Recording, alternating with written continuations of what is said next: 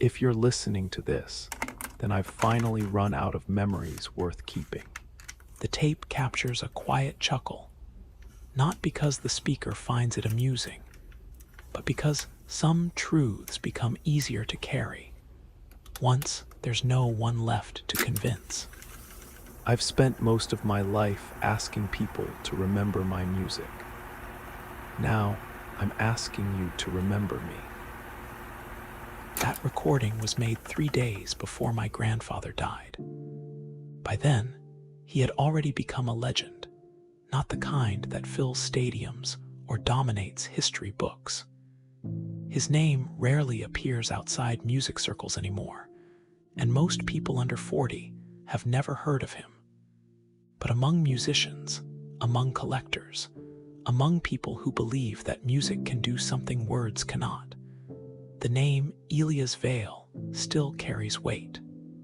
There are old recordings of his performances, a handful of studio sessions, several broadcasts, enough to prove that he existed, and enough to convince generations that no one before or since ever played quite like him.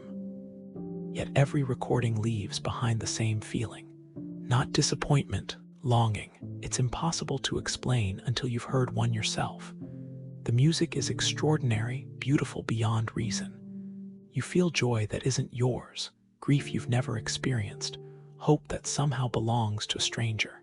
Then, just when it feels like the song is about to become something even greater, it ends, abruptly. Sometimes in the middle of a phrase, sometimes seconds before the final movement, sometimes just as the audience begins to applaud. No two recordings are missing the same parts. Collectors blamed damaged tapes. Fans spent decades trying to reconstruct complete performances from hundreds of fragments. They never succeeded. Strange thing wasn't that recordings were incomplete. It was that everyone who had attended those concerts remembered them differently. One man insisted Elias performed for nearly an hour. The official recording lasted 19 minutes. Another swore there had been a violin accompanying the piano. No violin appeared on any surviving tape. Some remembered an encore. Others remembered him leaving the stage without a word. Arguments lasted years. Friendships ended over details no one could prove. The only thing everyone agreed on was how they felt. No recording had ever made them cry the way hearing him in person had. People traveled across countries for the chance to attend a concert. Some waited years for tickets. Others followed entire tour hoping he would play a favorite piece again. He never did, not once. Every performance was unique. Every composition was heard exactly one time. After that, it disappeared forever. His audiences called it genius. Critics called it artistic obsession. The newspapers called him impossible. My grandfather never corrected any of them. When I was growing up, none of that mattered to me. To everyone else, Elias Vale was an impossible musician. To me, he was just grandpa. He forgot where he left his reading glasses. He burned toast at least twice a week. He watered the garden even when rain was already falling. Every Sunday morning, he made enough pancakes to feed a family twice our size, despite the fact that only the two of us lived in the house. He claimed leftovers tasted better. I never argued. Our home sat at the edge of a quiet neighborhood where every house looked slightly older than the people living inside them. The walls were lined with books. Sheet music filled nearly every shelf. His music room occupied what had once been the dining room decades before. An upright piano rested against the far wall, its polished wood faded with age. There wasn't a scratch on the keys. Every afternoon after classes, I would find him sitting there, not playing, just reading. Sometimes he'd study orchestral scores older than both of us combined. Other times he'd quietly write notes into thick journals before closing them again. I asked once what he was writing. He smiled. Things I don't want to lose. At the time, I assumed he meant ideas. Years later, I realized he hadn't. People often asked why he stopped performing. No one ever asked him directly. They asked me, the grocery cashier, my professors, neighbors, taxi drivers, even strangers who noticed my last name. "You're related to Elias Vale." When I nodded, the next question never changed. "Does he still play?" "No, not even at home." I always gave the same answer. "He says he's already played enough." Most accepted it. A few didn't. Conspiracy theories have a way of growing wherever silence leaves room. Some believed he had developed arthritis and hidden it from the public.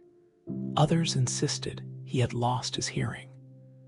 One magazine claimed he had secretly continued recording under another name.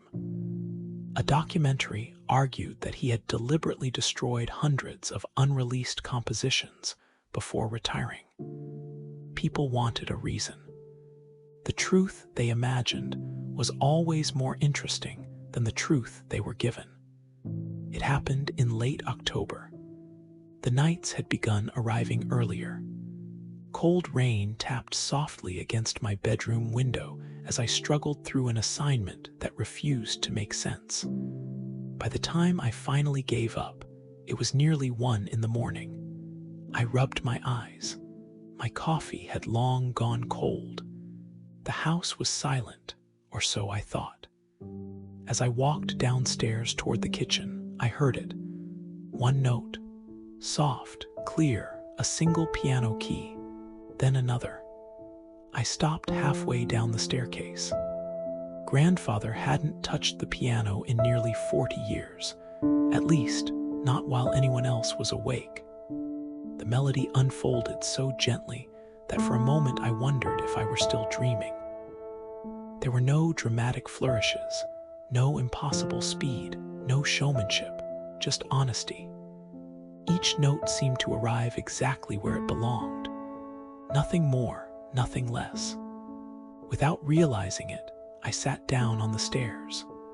I forgot about the water I'd come to drink, forgot about the assignment waiting upstairs, forgot the time. The music carried no words, yet I could almost see them.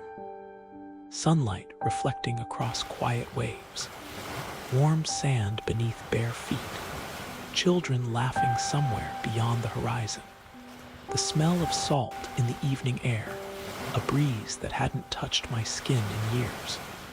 I wasn't remembering, I was there. Then, as suddenly as it began, the music stopped. Silence returned to the house. Only now did I realize tears had found their way down my face. I couldn't explain why. Nothing sad had happened, nothing joyful either. I had simply lived someone else's moment. A floorboard creaked beneath my foot. The music room fell quiet. Then my grandfather spoke. His voice was calm. He hadn't sounded surprised. "Daniel, I suppose it was only a matter of time." I stood frozen at the bottom of the stairs. I didn't mean to. Another pause, then he sighed, not with frustration, with acceptance. "Come in." The light spilling from the music room stretched across the hallway. For the first time in my life, I walked through that doorway while the piano was still warm. The room smelled faintly of old paper and polished wood. Everything inside, it had remained exactly where I remembered. The upright piano stood beneath the window. Shelves overflowed with sheet music collected over decades. A brass metronome rested silently on the bookshelf, beside framed photographs of people I recognized only from old albums. Nothing looked unusual, nothing except my grandfather. He remained seated at the piano, his hands resting lightly across the keys. He wasn't looking at me.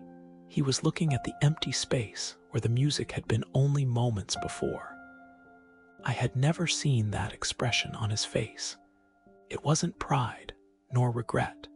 It was longing, like someone watching a train disappear into the distance, knowing they would never ride it again. For nearly a minute, neither of us spoke. The silence wasn't uncomfortable. It simply felt necessary. Finally, he turned toward me. Did you recognize it? I frowned. The song. He nodded. I searched my memory. I've never heard it before. His smile was gentle. I suppose you wouldn't have, but you've lived it. I stared at him. I don't understand. He reached for a small cassette recorder sitting beside the piano. It looked decades older than I was. With surprising care, he pressed the stop button. The reel ceased turning. Then he removed the tape, turned it over in his hands for a moment, and wrote something on a white label with a fountain pen. Session 183. He slipped the cassette into a wooden box already filled with dozens of others. Every tape carried the same neat handwriting. Session 12. Session 41. Session 97. Session 156. Each one was numbered. None were named. I looked from the box to him. What are those? My last performances. Why number them? He closed the lid before answering. Because names become difficult. His answer only deepened my confusion. I wanted to ask another question. Instead, a different one escaped. I thought you never played anymore. I don't. I blinked. You literally just did. I said I don't. Not didn't, don't. There was a difference. One he clearly expected me to understand. I didn't. He motioned toward the old couch across the room. The same seat. I glanced over. The faded green cushions sagged slightly in the middle. I'd spent half my childhood sitting there while he taught neighborhood children scales and finger exercises. He had always refused to teach me, not because I lacked talent, because I lacked interest. He used to joke that every family deserved one sensible child. Tonight, that couch felt different, like a witness waiting for testimony. I sat. He remained at the piano, not facing me, facing the instrument. I've spent 43 years making sure no one ever asked me the right question. He rested one hand on the keys. But you heard tonight's session. A quiet breath escaped him. So now I think you deserve the answer. Outside, rain tapped softly against the window. The grandfather clock downstairs announced 1:30 with a single dull chime. I've heard every rumor. He smiled without humor. They say I sold my soul. He shook his head. If only it had been that cheap. The sentence hung in the room. I laughed, a nervous laugh, waiting for him to smile, to tell me he was joking. He didn't. You don't believe me. I wouldn't either. He nodded slowly. So let me tell you something no one else knows. He leaned back slightly. When your grandmother became pregnant with your mother, I had exactly $12. His voice had changed. It no longer belonged to the old man sitting before me. It belonged to someone much younger, someone who still carried hunger in his stomach. I was 26. I played wherever anyone would listen, restaurants, bars, private parties, weddings. If there was a piano, I'd find it. He smiled faintly. I wasn't bad. People clapped. They bought me drinks. They even remembered my name. His smile faded. They just never remembered me enough to hire me again. He folded his hands together. I kept telling myself that talent would eventually be enough. It wasn't. Our landlord wanted rent. The grocery store wanted payment. The doctor wanted money before your mother was even born. I had nothing left to sell. He looked down at his hands. I remember lying awake beside your grandmother. She thought I was asleep. I thought she was. But every night I could hear her crying into the pillow. Quietly, so I wouldn't hear. I heard every time. The room felt colder. I loved her. He smiled again. The kind of love that makes you believe you'll always figure something out. His eyes drifted toward the rain beyond the window. I was wrong. He stopped speaking for so long that I wondered whether the story had ended. Then he spoke again. It happened after another failed performance. There were maybe 12 people in the room. Half of them were talking over the music. The owner paid me enough for one decent meal. I didn't go home. Instead, I walked. No destination, no plan. I just kept putting one foot in front of the other. The city grew quieter. The streetlights farther apart. The sidewalks became gravel. I don't know how long I walked, an hour, maybe 2. When I finally looked up, I wasn't in town anymore. He smiled to himself. It was strange. I knew those roads. I'd grown up there. But somehow, I'd never seen that crossroads before. The words settled heavily between us. Crossroads. Even I knew what stories often began there. He noticed the thought crossing my face. No, it wasn't like the stories. No fire, no thunder, no man in a black suit waiting with a contract. In fact, for a long time, I wasn't sure anyone else was there. The rain outside grew heavier. I smelled cigarette smoke. I heard someone strike a match, and then I heard a voice. His expression became distant, as though he were no longer speaking to me, as though he had stepped backward through 60 years. It spoke only one sentence, not loudly, not dramatically. Simply, you're carrying something heavier than talent. I frowned. What did you do? I answered. What did you say? He looked at me for the first time since beginning the story. I told the truth. His voice barely rose above a whisper. I said, I'd give anything if it meant my family never had to live like this again. Then my grandfather closed his eyes. When I opened them, someone was standing beside me. He stopped there, not because he had forgotten, because the memory still frightened him, even after all these years. He opened the drawer beneath the piano. From inside, he removed a worn leather wallet. He unfolded it carefully. A single photograph slipped into his hand. A young woman, dark hair, bright eyes, laughing at something outside the frame. My grandmother. He studied the picture for a long time, then smiled. I still remember her laugh. A beat passed.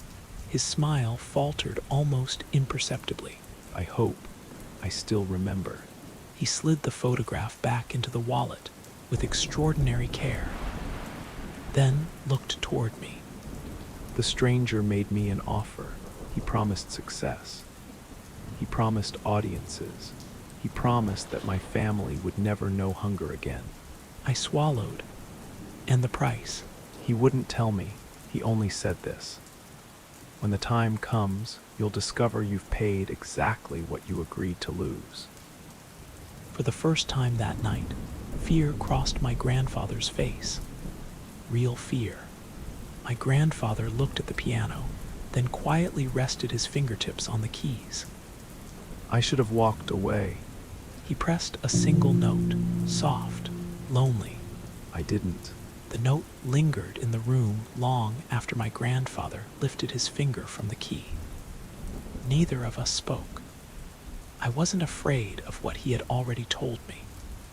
I was afraid of what came next. Grandfather folded his hands together. When you're young, you believe every terrible decision announces itself. It doesn't. The worst ones usually feel reasonable. He leaned back on the piano bench. I accepted. There wasn't a contract, no signature, no blood. The stranger simply nodded and wished me good luck. He gave a hollow laugh. I remember thinking how absurd it all was. I convinced myself I'd imagined the whole encounter. I'd had too much to drink. I was exhausted. I was desperate. By the time I reached home, I'd almost forgotten it. The next morning began like every other. Your grandmother made coffee. She kissed me before I left. Then the telephone rang. A music hall downtown had suffered a last-minute cancellation. Someone recommended my name. Could I perform that evening? I almost refused. I hadn't prepared anything new. But work was work, so I accepted. I spent the afternoon terrified. He smiled faintly. I polished the piano until I could see my reflection. I rehearsed every piece I knew. None of them sounded good enough. No matter how much I practiced, I still sounded like myself, and I hated myself. His smile disappeared. The hall was nearly full, much larger than anywhere I'd played before. Men in tailored suits, women in evening dresses, people who expected excellence, not excuses. I nearly walked back out. He looked toward the window. But then I saw her. I frowned. My grandmother. He shook his head. A girl. She couldn't have been more than 18. I never knew her. I never even spoke to her. But when she smiled, it reminded me of someone I'd loved before I met your grandmother. His eyes became distant. My first heartbreak. I hadn't thought about her in years, not consciously. But suddenly, I remembered everything. The day she'd left town. The feeling of believing your world had ended, only to discover life continued anyway. I sat down at the piano. I intended to play Chopin. I never did. His voice softened. Instead, my hands moved on their own. I wasn't performing. I was remembering. Every note carried part of that summer. Every chord held a conversation. Every pause became silence we'd once shared. I wasn't composing. I wasn't improvising. I was reliving. He looked at me. Have you ever remembered something so clearly that for a moment you forgot where you really were? Now imagine everyone else in the room remembering it too. When I finished, nobody applauded. Not immediately. The room remained perfectly still. Some people were crying, others simply stared. One man had both hands covering his face. Then someone stood, another followed, and another, until the entire hall erupted. They weren't applauding the music. They were applauding the life inside it. People spend their whole lives saying great artists put pieces of themselves into their work. He smiled sadly. Most mean it as a metaphor. I was unfortunate enough to discover it could also be literal. His fingers tightened. And then it vanished. What vanished? The memory. He answered so calmly that I almost missed it. I blinked and I couldn't remember her name. I remembered loving someone. I remembered being heartbroken. But her face gone, the river gone, the conversations gone. He looked down at his hands. The song remained, the memory didn't. A cold weight settled in my stomach. You forgot because you were nervous. He shook his head. No, I forgot because it had become music. He stood from the piano and walked toward one of the shelves. From it, he removed an old vinyl record. The cover showed a young Elias seated beneath a spotlight, his expression confident, almost arrogant. I recorded this 6 months later. He handed it to me. Do you know what the first track is called? I read the faded lettering, Summer's End. Beautiful title, I said. It is, I have absolutely no idea why I called it that. He smiled sadly. I've listened to it hundreds of times. It moves me every single time, but I can't remember writing it. I can't remember what inspired it. I can't even remember who it was about. His eyes met mine. I only remember forgetting. I told myself it wasn't a terrible price. It was an old romance, a youthful sadness. The memory had already served its purpose, and now it had paid my rent. He laughed quietly. That's how bargains trap you. They begin with things you think you can live without. The invitations kept coming. Concert halls, radio broadcasts, recording studios. Every audience larger than the last. Every performance more successful than the one before. But I discovered something. He looked back toward the piano. I could never play the same piece twice. Not because I refused, because I couldn't. The music only existed while the memory still did. Once the memory was gone, so was the path back to the song. I remembered that I'd played something extraordinary. I remembered the applause, but the music itself, he slowly shook his head, had left with the memory. At first, he chose carefully. A childhood embarrassment, the memory of breaking his arm climbing an apple tree, an argument with an old friend, the face of a school teacher he barely liked. Each performance brought another masterpiece. Each masterpiece erased another piece of his past. I became efficient. His voice carried unmistakable shame. I would sit before a concert and think, what can I afford to lose tonight? He closed his eyes. It disgusts me now. But back then, it felt practical. Money poured in, the debts disappeared. Your grandmother never had to worry about groceries again. Your mother was born healthy. The house became warm. The cupboard stayed full. For the first time in years, hope replaced fear. I convinced myself I'd beaten the bargain. He smiled bitterly. I believed I understood the rules. I believed I was in control. Then one evening, your grandmother asked me, "Do you remember our first picnic?" I laughed. Of course I remembered. Didn't I? He became very still. I remembered the blanket, the weather, the basket, but I couldn't remember where we'd gone. I couldn't remember what we'd talked about. I couldn't remember why she'd been laughing. He swallowed. I hadn't used that memory. I'm certain of it. His voice dropped almost to a whisper. That was the first time I realized the bargain wasn't taking what I offered. It was taking whatever the music reached first. A silence settled over the room. Long, heavy, unavoidable. Then I asked the question that had been building since he'd begun. So, you were never choosing. He didn't answer immediately. Instead, he walked back to the piano, rested one hand on the worn wood, closed his eyes, and said the words that would haunt me for the rest of my life. I only believed I was. The room was silent. Neither of us moved. Outside, the rain had stopped. For the first time that night, I could hear the wind moving through the old maple tree outside the music room. My grandfather remained standing beside the piano, his fingertips resting lightly against its worn edge. You never notice memory while you're making it, he said quietly. You only realize its value after it's gone. He looked toward the wooden box of cassette tapes. I learned that far too late.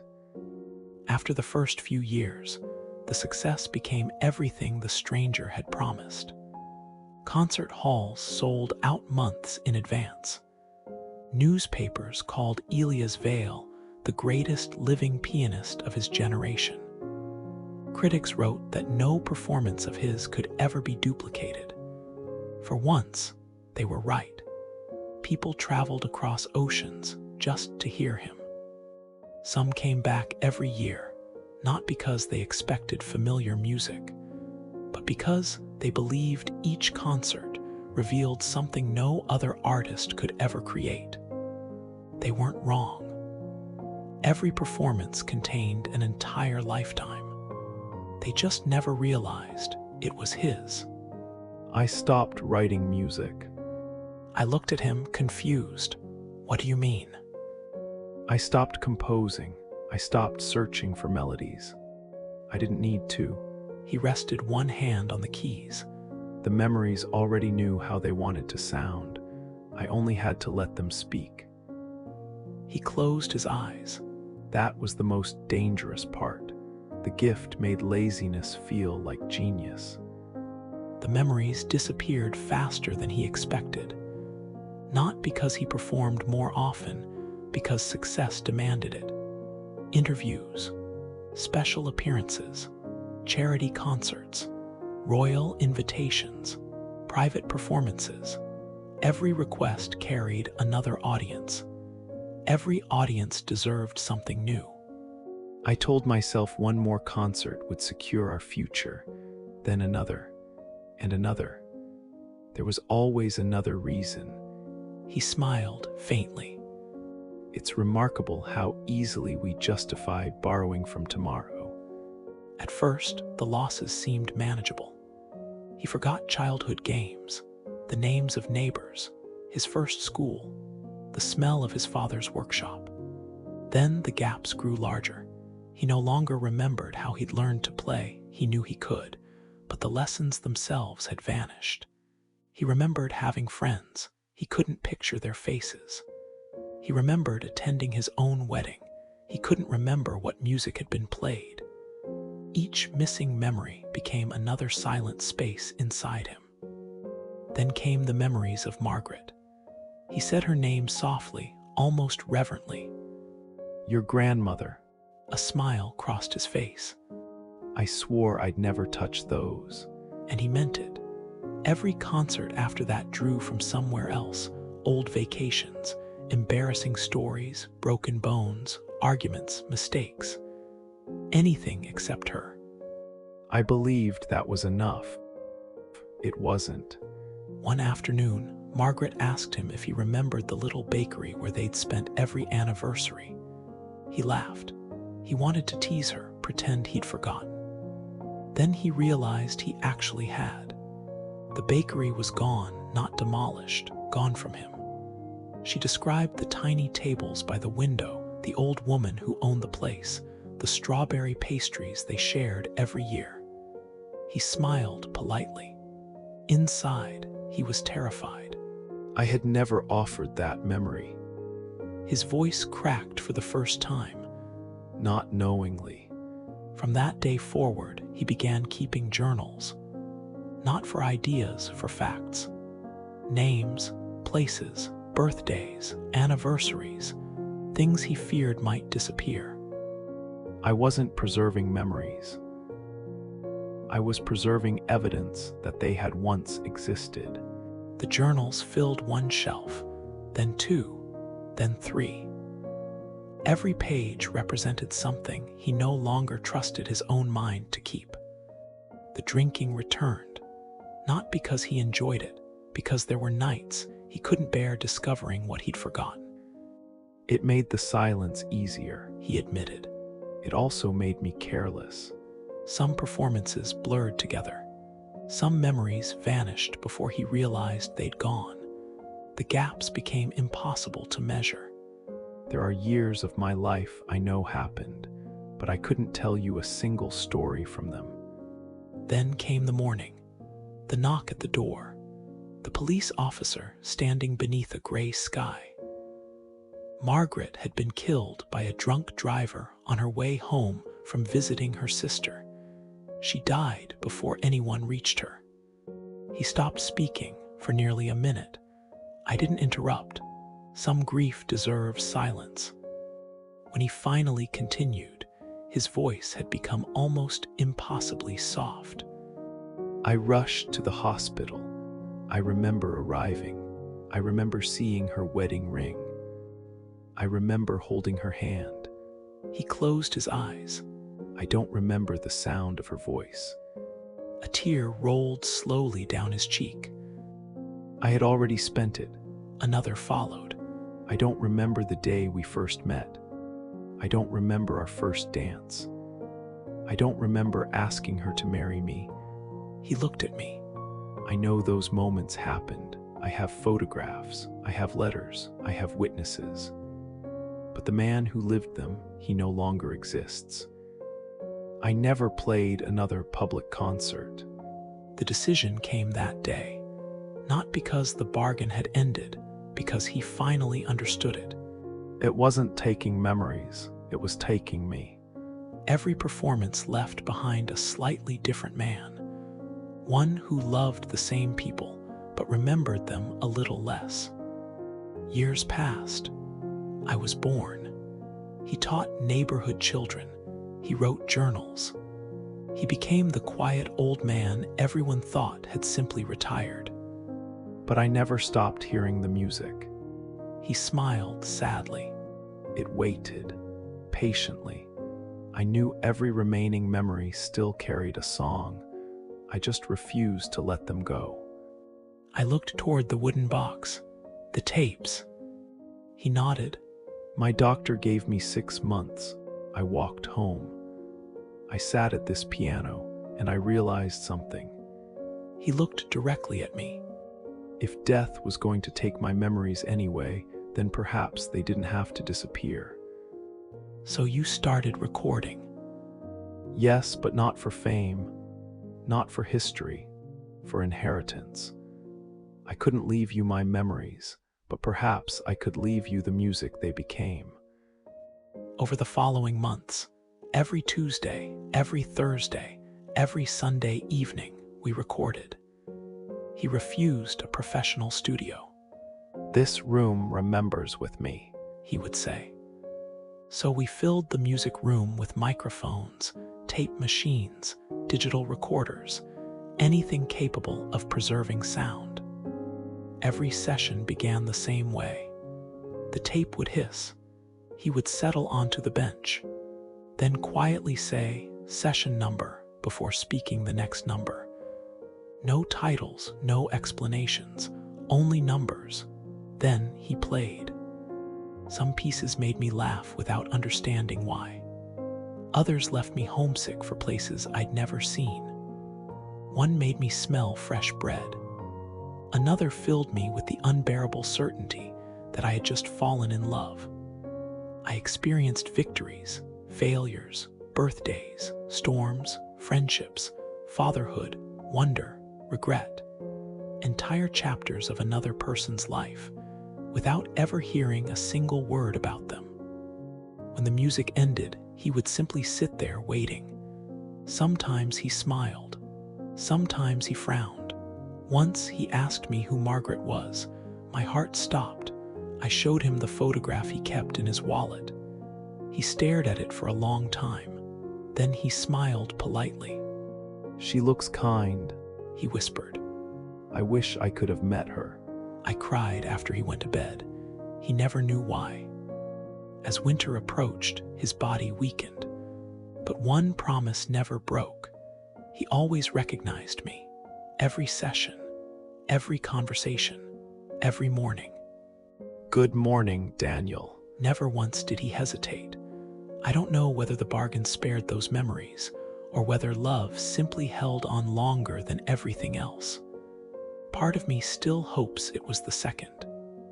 3 days before he died, we recorded session 183, the tape you heard at the beginning of this story.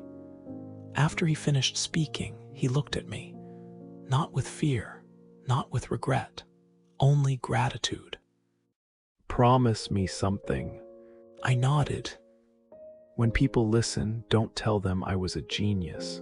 Tell them that every beautiful thing costs someone, and if they're lucky, the price is worth paying." He died quietly before sunrise. The piano remained exactly where he'd left it.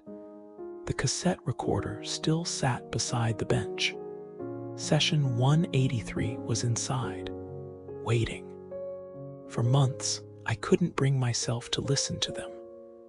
When I finally did, I understood. He hadn't left behind an album. He had left behind a life, one memory at a time. Today, collectors still argue. Music historians still debate. Some insist complete recordings of Elias Vale's concerts are hidden somewhere. Others believe they're forever lost. I don't correct them because they're asking the wrong question. The mystery was never whether complete recordings existed. The mystery was how one man could make strangers feel as though they had lived another life. Now you know. If you've listened this far, then one of my grandfather's final wishes has already come true. You remembered him, and perhaps, for a little while, you carried one of his memories too.